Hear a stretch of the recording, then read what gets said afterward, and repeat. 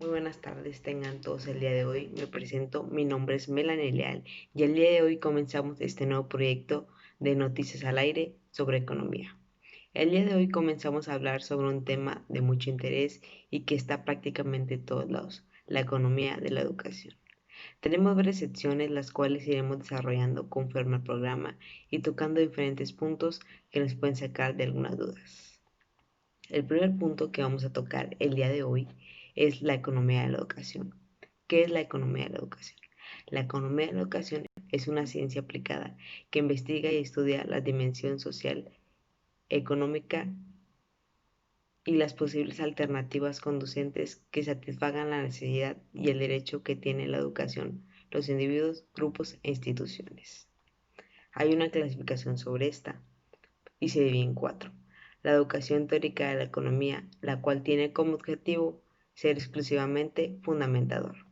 La economía de la educación tiene otro punto muy importante, el cual es la econometría de la educación, la cual cuantifica y aplica estadísticas, fórmulas matemáticas. Otro punto que tiene es la macroeconomía, el cual se encarga del estudio de las relaciones generales de la economía y la educación. Y la microeconomía, pues es la que se encarga de investigar el aspecto económico de las instituciones educativas. Otro aspecto que vamos a ver el día de hoy es la historia de la economía, de la educación. Los pioneros de la economía fueron los países anglosajones como Reino Unido y el norte de América. Esto fue en la década de los 50 cuando comenzó a figurar en los estudios la pedagogía y a ser guía de la administración y planificación de los presupuestos generales. Eh, ¿Cuáles son los criterios económicos sobre esto? Bueno, el crecimiento económico en primer sentido es un concepto complejo y difícil precisión, mas sin embargo el segundo se mide mediante los indicadores socioeconómicos. Por crecimiento económico se entiende que es el aumento cuantitativo y cualitativo de las rentas reales productivas en un país en un lapso de tiempo determinado. El crecimiento económico es un fenómeno reciente, no más allá de 300 años, el cual se fue imperceptiblemente o reducido hasta la industrialización. ¿Esto qué nos quiere decir? Bueno, que después de la industrialización, pues como sabemos, el crecimiento económico tuvo un auge muy grande, ya que empezó a haber un gran crecimiento por parte de la economía, la cual fue de mucho ayuda, ya que esto hizo que hubiera un mayor crecimiento en las poblaciones y pues de esto obviamente que la educación era una fuente muy importante en las cuales la gente podía aprender y pues de ahí ir a las industrias a poder trabajar y pues y seguir generando un crecimiento económico para su región o estado en el que perteneciera. Otro punto que vamos a estar viendo es la educación, un factor de crecimiento económico. Muchas de las veces nos hacemos esta pregunta, eh, si la educación es uno de los factores por el cual existe un crecimiento económico. Y bueno, lo vamos a ir viendo. Los economistas preclásicos pensaron que la educación era un factor de crecimiento económico. En el siglo XVIII, Adam Smith, tenido conocido como padre de la ciencia de la economía, tras afirmar que de las partes de la capital fijó un país que estaba constituido por las cualidades adquiridas y útiles a todos los miembros de la sociedad. La medida cuantitativa del efecto eficaz de la educación en el crecimiento económico sometió a la prueba de la originalidad de los economistas por ser una variable escurridiza y polifacética, rodeada de múltiples variables circunstancias que dificultan aún más la pretensión científica. La OCDE en 1964 fue sensible a la inquietud de los economistas y promovió una investigación sobre el factor residual y el crecimiento económico. Si nos preguntamos qué es el PIB, bueno, el PIB es el valor monetario de los bienes y servicios finales producidos por una economía en un periodo determinado. El PIB es un indicador representativo que ayuda a medir el crecimiento o decrecimiento de la población de bienes y servicios de las empresas de cada país únicamente dentro de su territorio. En este caso, pues estamos en México y hoy de igual manera esto se hace en la mayoría de las empresas, instituciones, lugares donde brindan bienes y servicios que obviamente están pues declarando. Muchas de las veces también nos hacemos la pregunta de por qué es importante que crezca el PIB. Bueno, el PIB nos indica la competitividad de las empresas. Si la producción de las empresas mexicanas no crece a un ritmo mayor, significa que no está invirtiendo en la creación de nuevas empresas y por lo tanto la generación de los empleos tampoco crece al ritmo deseado. Y pues eso trae algunas consecuencias.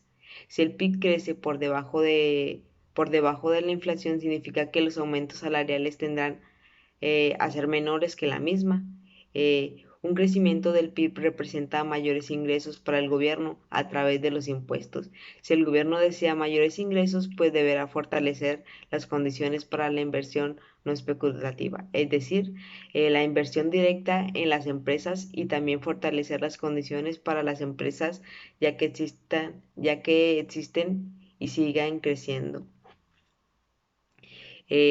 Otra pregunta que muchas de las veces se podrían hacer ustedes y yo también, que en un momento lo hice, que es el PIB per cápita. Bueno, el PIB per cápita es el valor del PIB dividido por el número de habitantes en un país.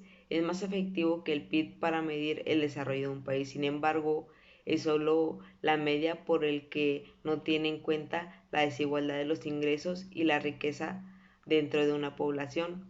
Alguna fórmula que muchas de las veces podemos ver es el PIB per cápita, es el PIB sobre la población. Es el indicador de la productividad de la economía a nivel macroeconómico. Por último, estamos viendo, mejor dicho, la teoría de la reproducción contra la teoría de la resistencia social. En este hay tres modelos principales hablando de la teoría de la reproducción: la cultura, la economía y la hegemonía del Estado. La economía busca mantener las diferentes clases sociales. Como lo sabemos, siempre pues la mayoría de la economía la tiene pues la clase de nivel social más alto, mientras que pues el más bajo es donde se encuentra la mayoría de la población. Aquí en México menos de 10 personas tienen la mayor cantidad de economía, mientras que toda la demás población pues cuenta con muy bajo economía. La cultura busca mantener los estratos sociales. Bueno, como esto se ve en todos lados, pues los diferentes estratos desde el más alto, luego el medio y el más bajo, y así como en la mayoría de los lados. No existe una igualdad en la de todos estén con la misma economía, donde todos tengan las mismas igualdades, los mismos recursos, los mismos servicios. No, aquí existe mucha diferencia y pues en la mayoría de los países así es. Hegemonía del Estado, perdón, busca mantener el poder y la justicia con la clase dominante. Bueno, pues la clase dominante siempre va a buscar estar sobre los demás. ¿Por qué? Porque no quiere que las personas crezcan, no quiere que las personas pues de un nivel social más bajo busquen estar arriba, porque pues ya no sería lo mismo.